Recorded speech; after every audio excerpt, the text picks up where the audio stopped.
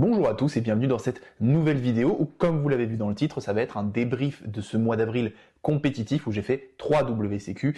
Donc comme vous avez pu le voir, ça s'est un peu mal passé. Donc je vais en profiter pour vous faire le débrief événement par événement, les résumés des rondes, mes résultats qui sont hormis pour un inexistants. Je vais vous montrer bien sûr les decklists à chaque fois, les évolutions, les choix que j'ai fait. Je vais un petit peu essayer de condenser tout ça, vous montrer en fin de vidéo le deck que je jouais, un petit peu les combos, ce que je cherchais à faire, et aussi annoncer dès le début que ce deck, je vais le lâcher et partir sur autre chose pour le CDF. Beaucoup de choses se sont passées entre temps. Il y a eu une banlist, il y a Tenpai Dragon qui est sorti. Je sais pas si je le jouerai, mais je vais voir ce que je ferai. En tout cas, avant que la vidéo commence, si vous pouvez mettre des petits pansements sur les roustes que je me suis pris en WCQ, et si vous voulez faire ça, c'est très simple. Abonnez-vous, activez la cloche et surtout likez cette vidéo si vous aimez ce petit concept où je vais un petit peu vous faire ce débrief et ces decklists. Alors deux petites choses avant que la vidéo commence. Première chose, le son que vous entendez est certainement bien différent et de meilleure qualité. C'est terminé le micro perche que des fois vous voyez dans le cadre. Je trouve que le son était trop mauvais au final. C'est vrai que des fois ça saturait. On entendait un petit peu résonner. Bref, je pense que là c'est bien isolé, c'est bien mieux parce que vous le voyez peut-être juste ici, j'ai un petit micro cravate qui est fantastique. J'ai fait des petits tests et j'ai écouté le retour du son, il est incroyable. Et encore une chose, j'ai complètement oublié, vu que je joue énormément en ce moment en compétitif et en local, mon tapis sur lequel j'ai l'habitude de tourner. Donc vous allez voir le petit tapis Flunder que j'avais laissé dans mon décor en attendant. Et voilà, je sais que certains d'entre vous aiment pas l'archétype, mais bon, le visuel, moi je le kiffe. Et on va faire cette petite vidéo sur ça aujourd'hui. Alors le deck que je jouais, c'était quelque chose qui me tenait à cœur, c'était le deck volcanique, parce que j'adore la burn, comme certains d'entre vous le savent peut-être, et j'ai voulu le mélanger avec du Snake Eyes pour le rendre un petit peu plus consistant. Je vais donc commencer par vous faire la decklist que j'ai joué au WCQ de Strasbourg au début du mois d'avril. Je vous mettrai les dates un petit peu par-ci par-là en même temps que je parle. Et donc à chaque fois, je vais vous faire la decklist, pourquoi j'ai fait ces choix, des explications vite fait entre les cartes, les combos, etc. Surtout au début. Et après, je vais vous faire le résumé de ce qui s'est passé pendant chaque événement. On va maintenant passer à la V1 de la decklist que j'ai joué. Donc on commence avec l'archétype volcanique.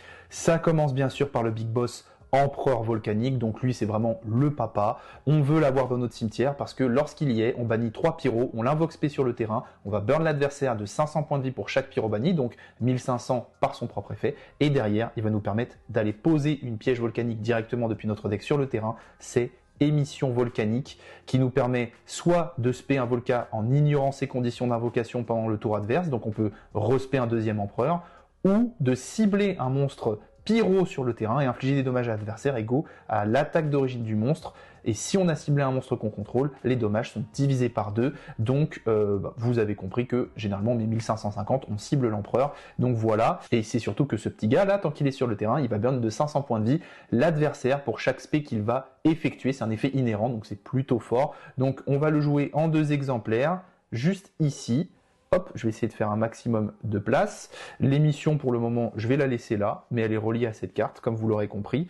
Derrière, on va jouer 3 exemplaires de la norme du deck qu'on veut absolument, le soldat volcanique, tout simplement parce que lorsqu'il est invoqué, normalement ou spécialement, on peut ajouter une carte volcanique depuis notre deck à notre main, lui exclu. Généralement, on va chercher le petit accélérateur de flamme volcanique, je vous en parlerai juste après. C'est surtout qu'il a un deuxième effet assez intéressant, il nous permet en échange de défausser une carte, de créer un jeton bombe sur le terrain de l'adversaire qui est un pyro 1000-1000 et surtout, lorsqu'il est détruit, l'adversaire perd 500 points de vie. C'est très très important pour le côté FTK du deck, c'est ce qu'on cherche absolument à faire. Donc le soldat, on le joue en 3 exemplaires. Encore une fois, ce sont les ratios de la liste que je jouais à ce moment-là, ça va bien sûr changer, je vous ferai les évolutions, vous verrez. On joue ensuite 3 percussions annulaires parce qu'à ce moment-là, je voulais vraiment maximiser le côté volcanique dans le deck. Donc cette carte, elle a un effet seulement lorsqu'elle est envoyée au cimetière. Soit on la bannit et on foolish un non volcanique depuis notre deck à notre cimetière, hormis lui-même, donc on peut foolish souvent l'empereur, c'est ce qu'on cherche à faire, pour l'avoir et ensuite l'invoquer spécialement plus facilement, surtout que du coup, il se bannit pour faire cet effet, donc sur l'empereur, ça burn de 2000 au lieu de 1005, c'est pas mal. Sinon, on peut bannir une carte accélérateur de flamme, la magie continue que je vous ai montré tout à l'heure, et on en active une autre depuis le deck. en ignorant bien sûr son coût d'activation, donc c'est pas mal. Autre petit monstre du deck bien connu pour ceux qui ont regardé Yu-Gi-Oh! GX et qui vous rappelleront peut-être des souvenirs, c'est tout simplement l'obus volcanique, carte très simple qui dit qu'une fois par tour, on peut payer 500 points de vie, ajouter un obus volcanique depuis notre deck à notre main. Cette carte doit être dans le cimetière pour activer et résoudre cet effet, donc ça c'est littéralement une carte qu'on veut discard, donc c'est plutôt simple. Sur l'effet de soldat, on peut discard un obus. Sur l'effet de la magie continue que je vais vous présenter juste après, c'est pareil, on peut l'envoyer au cimetière, ça permet de tuto une autre copie. Donc c'est pas mal du tout, je vous expliquerai les combos un peu plus tard, mais on le joue en 3 exemplaires encore une fois. On va du coup basculer sur le côté magie et piège de l'archétype. Après vous avoir présenté Émission, qui est la carte la plus importante pour terminer l'adversaire au début de son tour et faire un FTK, on a bien sûr tout de suite derrière l'accélérateur de flamme volcanique. On est obligé de jouer la version OG, avec, tout simplement parce que lorsqu'on l'active, on est obligé de l'envoyer depuis notre main ou deck au cimetière pour valider l'activation. Donc ça, c'est une carte obligatoire. Et sinon, eh bien, sa version améliorée, parce que c'est vraiment une version améliorée, nous permet deux choses, soit d'invoquer spécialement un monstre volcanique depuis notre main, donc si on a un obus, on fait un obus, si on a une percussion, on fait une percussion, si on a le soldat, on peut faire un soldat. Et le deuxième effet, c'est tout simplement, on va cibler un monstre contrôlé par l'adversaire, on va envoyer un volcanique depuis notre deck au cimetière et détruire le monstre. Donc ça, c'est très fort. On le joue en 2 exemplaires, parce que ça, c'est une carte qu'on veut pas mal pour un certain combo qui va toujours accentuer la burn, et c'est surtout que ça nous permet des invoques plutôt gratos de nos starters ou des cartes qui continuent notre combo. Enfin, pour finir, on va jouer l'éjection de feu en 3 exemplaires, parce que c'est trop fort. En gros, il y a 2 effets potentiels. On envoie un monstre pyro depuis notre deck au cimetière. Si on envoie un monstre volcanique, d'infliger des dommages à l'adversaire égaux à son niveau. Donc là, si on veut faire un finisher, ça m'est déjà arrivé une fois, on envoie l'empereur volcanique, on met 800, on n'en parle plus. Ou alors, l'effet qu'on fait le plus souvent, ça nous permet tout simplement de spé un jeton bombe du côté de l'adversaire, le même qu'on fait avec l'effet de soldat. Et derrière, encore une fois, s'il va être détruit, l'adversaire prend 500. Donc voilà, vous avez le petit packing volcanique. Dans cette première liste, il est constitué de 18 cartes, ce qui est beaucoup. Je l'ai revu un peu à la baisse après, mais ça on en parlera un petit peu plus tard. Donc pour le moment, vous avez 18 cartes de l'archétype volcanique. On va maintenant passer au deuxième archétype constituant ce deck et qui fait partie d'un petit engine que j'ai voulu rentrer. Bien entendu, on est dans cette méta-feu, donc vous vous doutez bien que je vais jouer de l'œil de serpent. Ça commence donc par Flamberge, le big boss de l'archétype, qui est plutôt intéressant. Quand il quitte le terrain, on va pouvoir réinvoquer spécialement depuis notre cimetière 2 monstres feu de niveau 1. Donc pourquoi c'est intéressant? Parce que, comme vous l'avez vu, on joue des petits volcaniques de niveau 1, percussion et obus, qui sont facilement envoyables dans le cimetière. Donc là-dessus, on peut reborn nos Snake Eye, bien sûr, mais aussi nos volcaniques. Et ça, c'est plutôt intéressant en fonction des targets qu'on a dans le cimetière. Donc on va jouer un seul exemplaire de Flamberge, parce que je voulais jouer un petit engine. On va bien sûr jouer un Fren, donc ça c'est la carte qu'on veut absolument, c'est notre one card combo. En fonction de notre main et de nos combos, on peut totalement, encore une fois, aller chercher soit l'obus, soit percussion annulaire, c'est ça qui est très bien. Donc Fren, c'est vraiment la carte qu'on veut absolument. Ensuite, on peut bien sûr pop 2 cartes depuis notre terrain et invoque spé un monstre œil de serpent depuis notre deck, donc ça c'est l'effet le plus commun. Avec Fren, généralement, on va chercher Peuplier, qu'on va jouer aussi en 2 exemplaires comme Fren. Lorsqu'il est ajouté à la main, sauf en le piochant, on va pouvoir l'invoque spé. Lorsqu'il est invoque spé, on va tout simplement pouvoir aller tuto la magie de terrain du deck, le temple de l'œil de serpent, qui est très important pour la suite des combos, mais ça je vous l'expliquerai plus tard pour ceux qui ne connaissent pas. Donc Peuplier, on va le jouer en x2, et enfin, on va jouer un petit chêne de l'œil de serpent. Premier effet lorsqu'il est invoque spé, on reborn un monstre feu de niveau 1 banni ou dans d'autres cimetières, donc ça c'est très bien. On peut bien sûr faire revenir nos Snake Eye, on peut faire revenir aussi nos petits volcaniques qui sont bannis par leur propre effet ou par l'empereur, donc encore une fois ça fit très bien. Et deuxième effet, on peut pop 2 cartes sur le terrain pour spé un œil de serpent depuis le deck. Donc généralement, on va popper Flamberge qui est placé comme une magie. Ça nous permet ensuite de faire son effet pour faire revenir 2. Bref, pour ceux qui connaissent pas œil de serpent, c'est un peu broken. Je vous montrerai tout à l'heure lors de la dernière partie de cette vidéo au niveau des combos. Et donc pour finir de revenir dessus, on joue chêne en un exemplaire et bien sûr un exemplaire de Temple divin de l'œil de serpent À son activation, on va placer un monstre œil de serpent depuis notre main deck ou cimetière dans notre zone magie et piège. Donc ça, c'est très très bien. Peu importe où est Flamberge, eh ben, on va pouvoir le placer. Et derrière, une fois par tour, si l'adversaire va Normousper pendant son tour, on va pouvoir cibler un monstre qui est considéré comme une magie et piège et le réinvoquer sur le terrain. Donc ça, c'est très très fort. C'est pour faire des combos pendant le tour de l'adversaire. Et voilà, vous avez un tout petit packing Snake Eye de 7 cartes, mais ça suffit largement. Enfin, à ce moment-là, ça suffisait. Et franchement, c'est plutôt consistant. Ne vous inquiétez pas, pour les prochaines évolutions de déclic, je ne vous referai pas tout le listing comme ça. Je vais juste vous montrer les principales évolutions et changements. Et après, on va un petit peu enchaîner pour pas que cette vidéo soit trop longue. Dernier archétype dans le deck présent avant de passer aux extenders, ça va bien sûr être l'archétype butin du péché recherché avec Diable Star. Alors ça, dans le deck, évidemment, c'est bien trop fort. C'est la carte qu'on veut en main de départ, Diable Star, tout simplement parce que elle nous permet de défausser une carte pour l'invoquer spécialement, et derrière, elle nous permet de poser le butin du péché originel œil de serpent. J'y reviendrai tout de suite après, mais c'est principalement pour cet effet qu'on va l'utiliser. C'est surtout intéressant quand on a des petits volcaniques dans la main. On discarde un obus, ça nous permet d'en tuto un autre, donc ça cycle un peu le deck. On discarde une percussion, c'est bien, ça nous donne accès à notre empereur qui est foolish dans le cimetière. Bref, c'est quand même vachement bien dans le deck. J'en joue 2 exemplaires, ça en éteindra peut-être certains, mais moi je la voulais en main de départ. On va jouer bien sûr la magie rapide qui l'accompagne, recherchée, qui est vraiment très très forte. On peut faire son effet en draw phase. On va tout simplement tuto un monstre Diable Star de notre deck ou cimetière à notre main. Donc Diable Star, voilà, celle qu'on a vue juste avant. Et c'est surtout qu'on peut cibler une de nos magies pièges butin du péché qui est bannie ou dans notre cimetière, la remettre en dessous du deck et draw 1. Donc ça c'est vraiment très très fort. On joue recherché bien sûr en x3 et on finit avec butin du péché originel qui est la target du dernier effet de recherché. C'est bien pour spé le côté Snake Eye si on ne l'a pas, ou c'est bien pour spé le côté volcanique si on ne l'a pas. C'est vraiment très versatile dans le deck, c'est très intéressant. On joue ça bien sûr en x2, ça en a étonné beaucoup aussi. Donc on a notre petit packing Diable Star butin du péché qui est composé encore une fois de 7 cartes. Enfin pour finir niveau extender, eh bien vous allez voir qu'il y a des petites épices dans le deck et notamment une qui surprendra toujours les adversaires, c'est l'éveillé dépossédé Super Inari. Alors lui déjà il fait faire des grands yeux aux adversaires parce qu'il se spé du deck assez simplement en échange d'un monstre feu de max niveau 4 et un monstre magicien, donc typiquement Diable Star et un œil de serpent, ou on peut faire renonce Anima dans l'extra deck avec nos petits niveaux 1. Lorsqu'il arrive, il va faire perdre à l'adversaire des points de vie égaux à l'attaque d'un monstre qu'il contrôle, ça ne cible pas, donc vous avez peut-être un petit peu compris l'intérêt quand on fait des jetons sur le board adverse, ça lui fait perdre 1000, et surtout lorsqu'il quitte le terrain, donc assez simplement on va faire des liens avec ou ce genre de truc, ou par exemple sur l'effet de la magie normale butin du péché pour spell le côté Snake Eye, c'est souvent ça que je faisais. Effet, on va pouvoir les tutos, un petit Kurenai, artiste du feu spirituel, piège normal très simple, sacrifier un monstre feu, inflige dommage adversaire égaux à l'attaque d'origine du monstre. Donc là, vous voyez, ça, c'est la clé du FTK. C'est ça qu'on cherche à avoir et à obtenir. Ça, généralement, on va l'utiliser soit sur Flamberge, soit sur l'Empereur. Sur Flamberge, c'est un peu plus intéressant, même si ça enlève 100 points de burn, parce que 3000 d'attaque, 3100.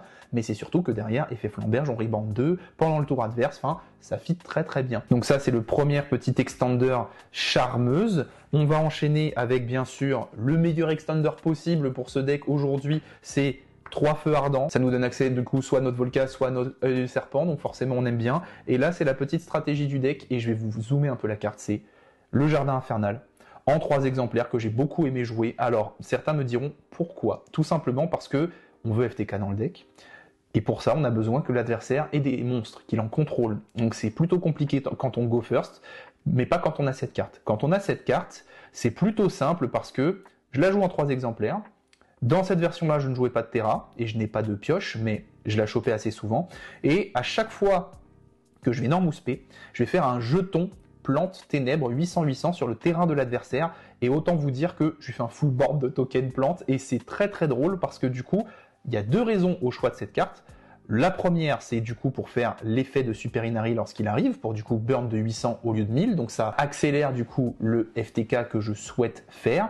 Et la deuxième raison, eh bien, c'est que souvent en endboard, l'empereur volcanique est là, on n'oublie pas qu'il burn de 500 à chaque fois que l'adversaire invoque P, et avoir un full board de token, ça vous oblige à faire certains moves en début de votre tour. Et généralement, notamment, on commence par invoquer un monstre de l'extra deck. Et là, vous allez me dire, mais qu'est-ce qu'on peut invoquer avec un full board de tokens? Ça doit pas être simple, c'est quoi le délire? Eh bien si, figurez-vous qu'il y a deux cibles principales, dont une qui est répandue dans 95% des extra decks, c'est IP, Masquerena, deux monstres non liens.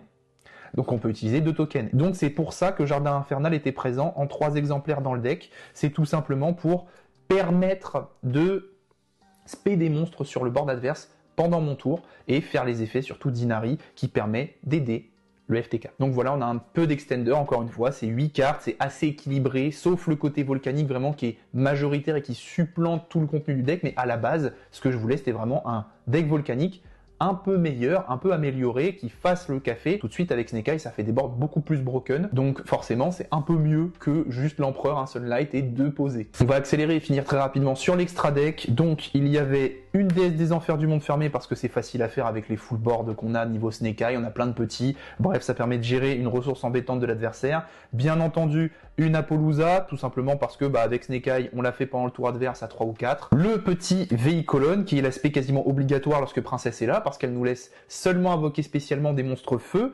On a quand même un petit access code que j'ai jamais sorti, donc en soi, c'est une carte qui est pas du tout obligatoire, qu'on peut sortir au profit d'autres choses, comme une Dark ou ce genre de truc. Peut-être une Lina, vu qu'il y a beaucoup de sans-voix dans la méta, c'est peut-être beaucoup plus intéressant pour faire ensuite des liens 3. Enfin, je trouve. Bien sûr, on va jouer une princesse, ça permet de reborn Flamberge ou autre monstre feu. De toute façon, c'est ça qui est très intéressant. Ça permet aussi de pop 1 du côté de l'adversaire pendant son tour, donc c'est toujours vraiment pas mal.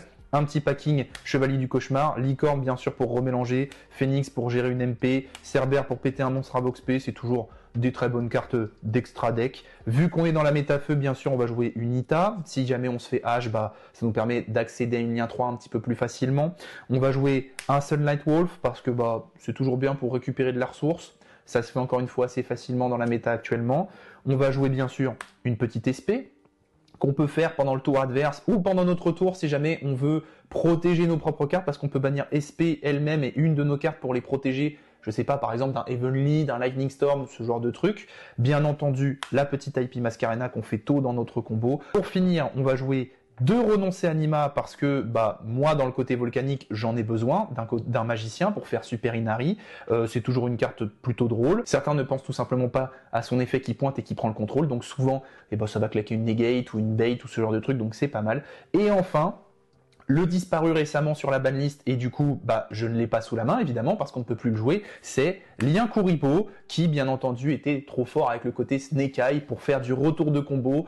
On faisait partir par exemple un peuplier sur Lien Kuriboh, ça nous reborn Lien Kuriboh, ça fait effet poplar pour replacer un, bref c'était pas mal niveau recovery. Donc un extra deck full lien, et enfin on va finir sur le side deck, et ça je vais le passer vraiment très rapidement encore une fois. 3 Nibiru parce que c'est toujours très bien calé, ça peut faire un truc, même si contre Snake Eye c'est pas si bon, j'ai eu l'occasion de le voir quand je me le suis pris moi perso, on fait du terrain quand il y a Flamberge de placer. Peut-être que son timing était pas bon, mais du coup j'ai pu rospé Flamberge, faire des trucs avec le token Nib, enfin c'était pas optimal. On va jouer bien entendu un plumeau, parce que ça reste plumeau, c'est trop fort, ça gère les back row. On va jouer évidemment de Lightning Storm pour compléter ça, si jamais on veut bien sûr break du MP, si on veut break des boards de monstres. Pour essayer de tuto un peu tout ça, au besoin bien entendu, on va jouer 2 PTT. Désolé, deuxième carte manquante dans cette decklist du coup. Évidemment, dans les cibles avec PTT, on va avoir TTT que je vous matérialiserai au montage, mais du coup cette carte je vais rarement aller la chercher, je vais plutôt favoriser les breakboards, je l'ai donc pas beaucoup utilisé, donc bon c'est aussi pour ça que je l'ai un peu oublié. Donc pour les breakboards bien entendu on va aussi aller chercher 3 Heavenly Match parce que c'est trop fort. Et enfin pour terminer, et encore une fois c'est une victime de la banlist donc je ne l'ai pas sous la main vu qu'on ne peut plus la jouer, c'est Summon Limit que je jouais en 3 exemplaires contre quasiment tous les match-ups, c'était finito quoi. Donc c'est vraiment une très bonne carte. Donc voilà, vous avez vraiment le contenu entier du deck. Je vous mets comme d'habitude le petit listing descriptif du contenu du side en détail avec le nombre de magies, le nombre de pièges, les ratios. Je crois que vous avez bien aimé ça pendant ma première vidéo Deck Challenge, que d'ailleurs je me propose de vous mettre en petite recommandation juste ici pendant que je parle. C'était plutôt sympa, on explore les esprits de la Terre avec le côté fusion et voilà, j'ai beaucoup aimé. D'ailleurs, la prochaine vidéo arrive bientôt. Le WCQ de Strasbourg, du coup, c'est 159 joueurs, 8 rondes, 1 heure de pause pour manger le midi après la 3e ronde de mémoire. C'était hyper bien organisé, très fluide, ça s'est terminé vers 18 h. Enfin, aucun problème, un truc assez ouf, j'avais jamais vécu un WCQ aussi bien organisé et bien fluide. Je vais vous faire un résumé rapidement des rondes à peu près par-ci par-là avec les adversaires, si j'ai gagné le dé ou pas, comme ça vous allez un peu vous rendre compte des ratios. Voilà donc le résumé du WCQ de Strasbourg, 8 rondes, 4 wins, 2 égalités et 2 défaites. Enfin ça, normalement, c'est sur le papier et c'est ce qui aurait dû se passer. Mais malheureusement, il y a eu un bug de neuron qui fait que j'ai rentré une win qui n'a pas été pris en compte. Je vais vous expliquer ça tout de suite. Figurez-vous qu'au début de la ronde 4, 15 minutes avant que ça commence, je vois que les sièges sont mis, sauf que je vois que mon résultat de la 3e ronde, c'est pas une win, c'est une lose. Qu'est-ce qui s'est passé? Eh ben, je suis persuadé de bien avoir rentré mes résultats comme il fallait.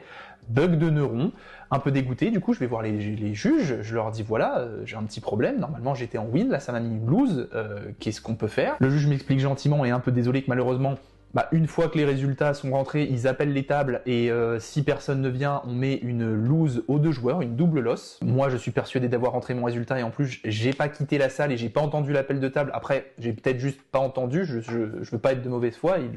Je pense qu'il l'a effectivement bien fait, il respecte bien les règles, mais d'ailleurs peut-être un peu trop parce qu'il me dit essaye de voir avec le head judge. Et le head judge, ce qui est normal, hein, bien sûr, on va pas faire le repairing entier et les règles, c'est les règles, comme il m'a dit, bien sûr. Il m'a dit la règle c'est que c'est trop tard et que en gros tant pis, tu as ta lose quoi. Bon désolé, je pense que finalement cette vidéo sera plutôt longue. Donc bilan du 2e WCQ, c'était celui de Trading Card XXX au Kremlin Bicêtre vers à peu près mi-avril. Donc à ce moment-là, ma decklist change pas énormément, j'ai fait pas beaucoup de choix drastiques, je me dis je vais aller à Paris plutôt en détente, je continue de jouer un deck sans entrap en me disant que ça va passer, et je me suis lourdement trompé parce que désolé pour les Strasbourgeois, mais entre le niveau à Strasbourg et le niveau à Paris, ça n'a rien à voir. Et d'ailleurs, j'ai vraiment l'impression que depuis que j'ai recommencé le jeu, c'est la première fois que le niveau dans Yu-Gi-Oh est aussi élevé. Il y a vraiment beaucoup de bons joueurs qui jouent bien. Il y a énormément de decks qui peuvent se permettre de jouer de nombreuses free spots. Donc les free spots, c'est tout simplement des cartes qu'on va énormément pouvoir splasher dans plein de decks. Donc les entraps, les interrupts, ce genre de trucs, les board breakers. Et en moyenne, un deck méta aujourd'hui, comme par exemple Snake Eyes ou S'envoie, ça cale facilement 12 à 15 free spots à l'intérieur. Donc c'est assez violent. Donc moi, naïvement, je me dis que je vais enlever une percussion annulaire, je vais enlever un obus, je vais enlever un jardin infernal et je vais tout simplement rajouter pour accéder plus facilement soit au terrain Snake Eye, soit à jardin infernal, une terraformation que je n'ai pas sous la main, un petit 1 pour 1 parce qu'au final c'est une excellente carte, ça me permet de défausser par exemple une percussion annulaire volcanique pour spé directement un frein, ça ne me bouffe pas ma norme et ça peut me permettre de continuer des combos ou les renforcer et je vais choisir aussi de main 2 fois PTT tout simplement parce que ça va me permettre de poser une de mes 2 pièges si je n'y ai pas accès, surtout Kurenai, et voilà, c'est tout simplement pour ça, ou l'émission, tout simplement pour spell Big Boss Volcanique qui embête quand même pas mal par sa burn de 500 par Invox P. Niveau side, vu que PTT a quitté le side, on est toujours sur, et je vous mets bien entendu les stats en même temps que je parle à chaque fois, donc là pour le main deck, maintenant on passe au side deck, il y a toujours 3 nibs, il y a toujours un plumeau, il y a toujours 2 Lightning Storm, mais c'est à partir de ce moment-là qu'on va corser un peu les trucs, parce que je vais jouer 3 TTT, je me dis qu'en fait je n'ai pas de draw power, je n'ai pas de carte de pioche dans le deck, et post-side ça peut être plutôt intéressant de draw 2 cartes, surtout c'était l'effet que je recherchais. Spoiler, je ne touche jamais TTT pendant le tournoi, et en plus de ça, du coup ça ne me sert à strictement rien à part bouffer de la place dans mon side. J'ai toujours les 3 Evenly, et j'ai toujours la carte que je n'ai pas sous la main parce que maintenant elle est bannie, limiteur d'invoque parce que c'est trop fort. Donc le deck a, comme vous le voyez, pas énormément changé. J'ai fait le choix de modifier 4 cartes.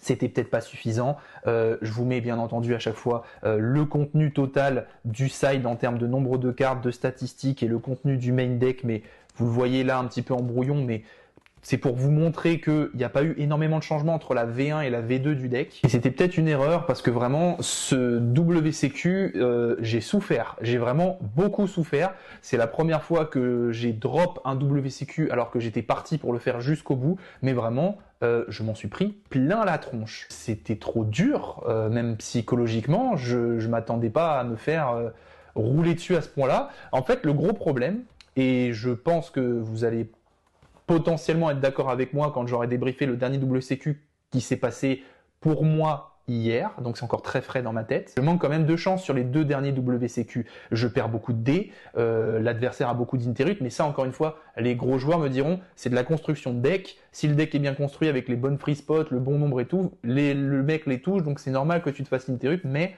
j'ai quand même pas de chance quoi. Mes mains briquées, j'ai 4 one-off sur 41 cartes que je ne veux absolument pas.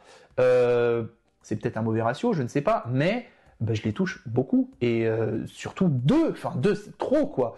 Donc très compliqué. Enfin, dernier tournoi, 3e WCQ le plus frais dans ma tête, encore à Kremlin-Bicêtre, mais cette fois-ci organisé par Troll de jeu. Donc là, à la toute fin du mois d'avril, 256 joueurs, 8 rondes, et là, écoutez, je pensais que ça irait mieux parce que voilà les changements effectués dans la liste. Alors déjà pour commencer, la banne est passée, donc plus de lien Kuriboh à la place, je choisis de rentrer un petit Zelantis, plutôt classique vu qu'il y a un côté Snake Eye, donc ça va permettre de un petit peu casser des boards, un petit peu bounce et puis remettre un peu dans l'ordre qu'on veut pour faciliter l'OTK en mode attaque, ce genre de truc, donc très très bonne carte. J'ai vu tellement son application sur moi que du coup je me suis dit, c'est vrai que c'est une bonne carte, autant la jouer.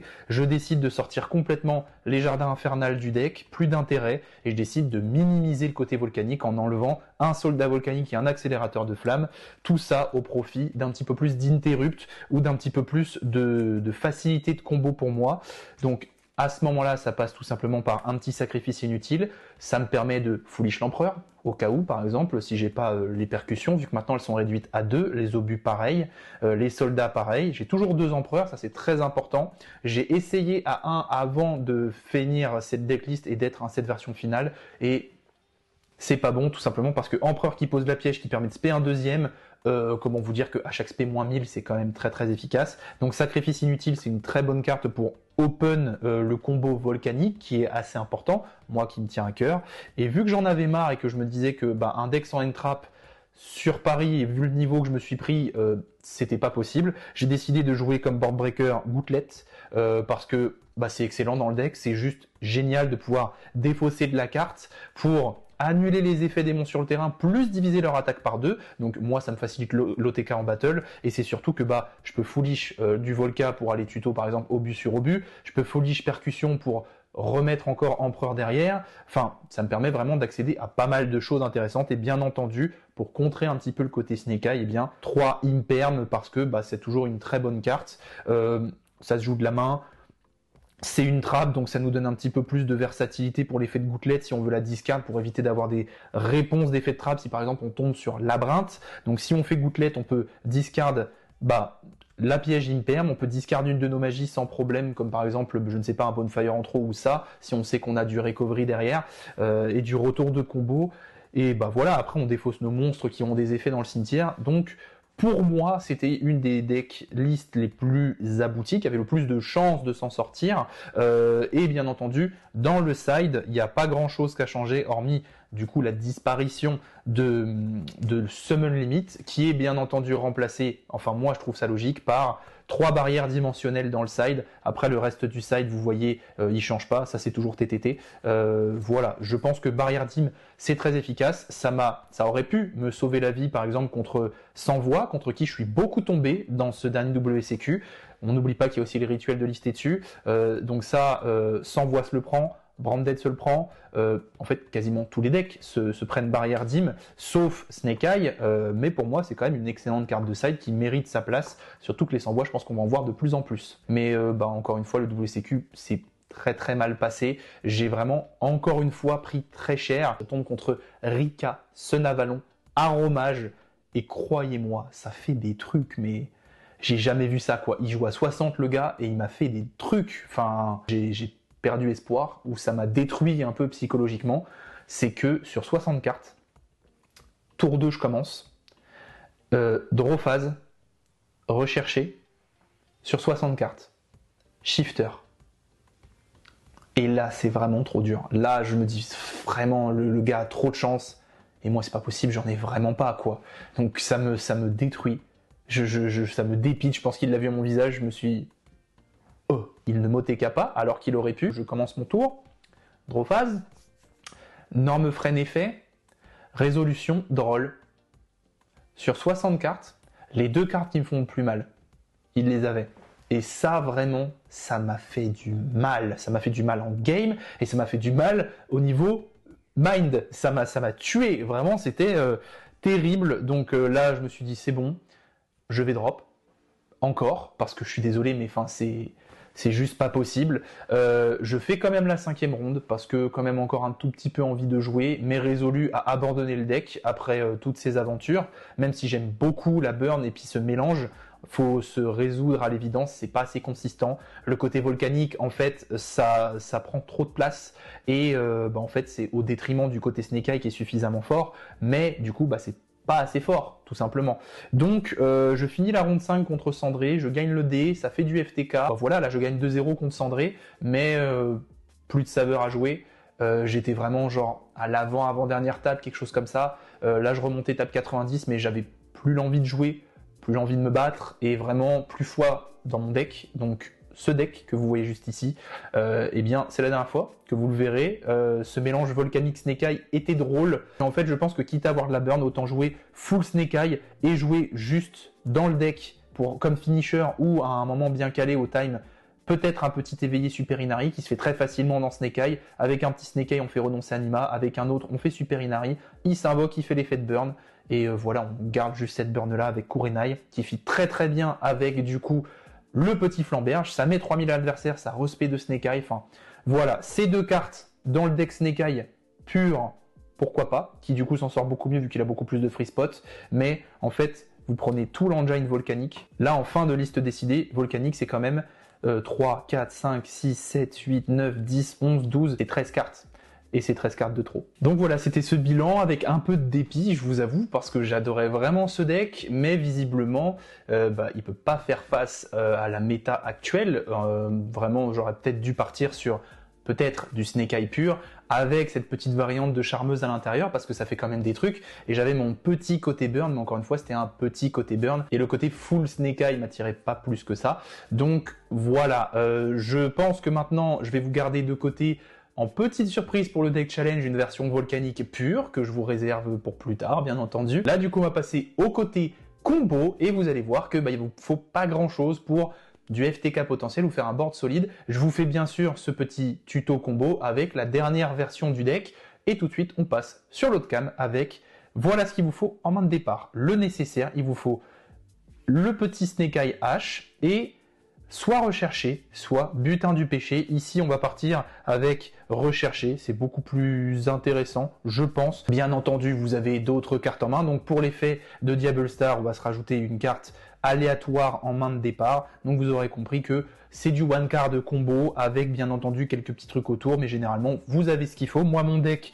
a décidé de pas mal me dire va te faire voir et je te donne des briques, mais on fera une petite main test à la fin pour que vous voyez un petit peu les ratios et normalement c'est pas trop dégueu. Donc dans cette configuration là, eh bien on va commencer par l'effet de rechercher en draw phase. Ça va tout simplement nous permettre d'aller chercher une petite Diable Star depuis notre deck à notre main. On passe en stand-by puis en main. On met la petite recherchée dans le cimetière. On va faire Diable Star qui s'invoque spécialement en défaussant une carte depuis notre main, n'importe laquelle, une random de toute façon, là, peu importe. Hop. Ensuite, effet de Diable Star, ça va nous permettre d'aller poser une petite butin du péché originel directement depuis notre deck sur notre terrain. Et après, on est parti, on fait le combo Snake Eye. Donc ça commence par Norme Freine effet, ça nous permet d'aller tuto Peuplier. Peuplier, lorsqu'il est ajouté à la main, vous vous rappelez, on va l'invoquer spécialement. Effet de Peuplier, lorsqu'il est invoqué, on va pouvoir aller chercher une magie piège, œil de serpent, donc on va aller chercher le temple. Temple qu'on va activer. Lorsqu'il est activé, effet, ça nous permet de placer un petit flamberge directement depuis notre deck dans notre zone magie et piège. Ça, c'est très très important. Ensuite, on va faire l'effet de freine. On va pop freine et peuplier. Moi, je ne fais pas tout de suite l'effet. Vous allez voir peut-être tout à l'heure pourquoi. On invoque chaîne. Effet de chaîne à l'invocation, target freine pour le réinvoquer spécialement. Et à partir de ce moment-là, on va faire effet chaîne. On va pop lui et flamberge. on va respect un du deck. Moi, généralement, j'aimais bien respect freine et garder un peu plié dans le deck pour aller le retutor un peu plus tard, refaire son effet, etc. Bref, avoir du follow-up et surtout de la recovery. À partir de ce moment-là, on fait effet flamberge quand il a été envoyé au cimetière. Je vais manquer de place, mais en gros, je vais les pousser un tout petit peu. Dites-vous qu'il y a 5 zones. On va reborn chain et on va reborn peuplier. Et à partir de ce moment-là, eh bien c'est là où il y a le côté un petit peu particulier de mon deck qui va arriver. Je vais utiliser un frêne et je vais tout de suite invoquer un petit renoncer anima. Tout simplement parce que eh bien, c'est lui qui va nous donner accès à notre super Inari. Et à ce moment-là, là j'utilise peuplier et renoncer et je fais venir Inari. À partir de ce moment-là, on va faire effet peuplier. Moi généralement j'aime beaucoup replacer freine parce que ça me donne du follow-up pendant le tour adverse. Après, certains me diront que le meilleur play, et maintenant je m'en rends compte, c'est bien sûr plutôt d'utiliser chaîne. Donc en réalité, ce que je vous conseille de faire, c'est de faire le renoncer avec lui. Et une fois qu'il a quitté le board, de faire peuplier plus le renoncer pour faire lui, et effet peuplier, plutôt replacer chaîne, parce que lui, eh bien, lorsqu'il est réinvoqué spécialement, ça nous donne un deuxième body, donc c'est encore plus de follow-up, donc c'est vraiment un meilleur play, donc ça je m'en suis rendu compte un petit peu trop tard, et c'est à partir de ce moment-là que ça va devenir intéressant, parce que c'est là qu'on active le butin du péché originel. On va pop Super Inari pour invoquer depuis notre deck une percussion annulaire. Et c'est très important parce que ça va nous donner accès à notre côté volcanique et surtout notre côté potentiellement FTK. Là, pour l'instant, l'adversaire a pris 0. C'est ça le problème en fait de cette liste finale, c'est que j'ai un petit peu abandonné le côté création de tokens du côté adverse, mais le gros problème, c'est que eh bien, ça réduit le FTK et c'était peut-être ça mon problème, essayer de trop vouloir faire et le Stekai et le volcanique sans un peu trop favoriser l'un plutôt que l'autre en fonction de mes mains. Donc je pense que c'était juste une mauvaise gestion de ma part, un mauvais apprentissage, et de toute façon j'ai fait quand même des misplays, et en tant que joueur je sais que je suis loin d'être parfait, et j'ai une maîtrise du deck qui était vraiment pas parfaite, donc c'est peut-être aussi pour ça que mes résultats étaient pas si bons, mais quand même, encore une fois, j'ai beaucoup briqué, j'ai beaucoup perdu les dés, j'ai vraiment eu un manque de chance global, moi je le vis vraiment comme ça. À partir du moment où vous avez tout ça, c'est là que ça devient drôle, parce que du coup, alors déjà, surtout ne pas oublier, effet Super Inari, vu qu'il a été envoyé au cimetière, on va pouvoir ajouter à notre main le petit Kurenai. Et ça a grande importance, parce que c'est ça qui va nous permettre de bien burn pendant le tour adverse. À partir de ce moment-là, eh bien, vu que Liankuribo n'existe pas, et moi c'est pour ça que je le joue en 2 fois, parce que c'est beaucoup trop intéressant et utile dans le deck, je vais refaire un renoncer anima, effet de percussion annulaire. Lorsqu'il est envoyé au cimetière, du coup, on va le bannir. Je vais le laisser en visu juste ici parce que après, ça va avoir son importance. Ça va nous permettre tout simplement de foolish le petit empereur au cimetière. Et tant qu'il est là, on va pouvoir le respect tout à l'heure. Donc, à partir de ce moment-là, on a Kurenai dans la main, on a ce board actuellement. On va partir et continuer sur le combo Snake Eye. On va faire, bien sûr, IP. À partir de ce moment-là, avec IP et Fren, on va faire Princesse. Effet de Princesse, elle va réinvoquer le gros dragon, où est-ce qu'il est? Voilà, Flamberge. Effet de Flamberge, on va pouvoir placer un monstre depuis un terrain ou un cimetière dans une zone magie et piège, comme une magie. Eh bien, ça va être IP, encore une fois, pour avoir du retour de combo pendant le tour adverse. Et à partir de ce moment-là, eh bien, ça part en petit VI colonne ambi-baleine, parce que ça, c'est une très très bonne carte. Je vous la mets juste là, n'hésitez pas à mettre sur pause si vous ne la connaissez pas. À partir de cet instant de board, c'est là où ça va commencer à burn l'adversaire, parce qu'on va tout simplement ban nos ressources du cimetière. Donc moi je banne un Inari, un Frêne et un Peuplard. Quand c'est ça, je préfère garder Hawk. Ça fait du coup 4 cartes pyro de banni. Et à ce moment-là, on va tout simplement faire l'invocation d'Empereur. Lorsqu'il est invoqué, du coup, Empereur est fait.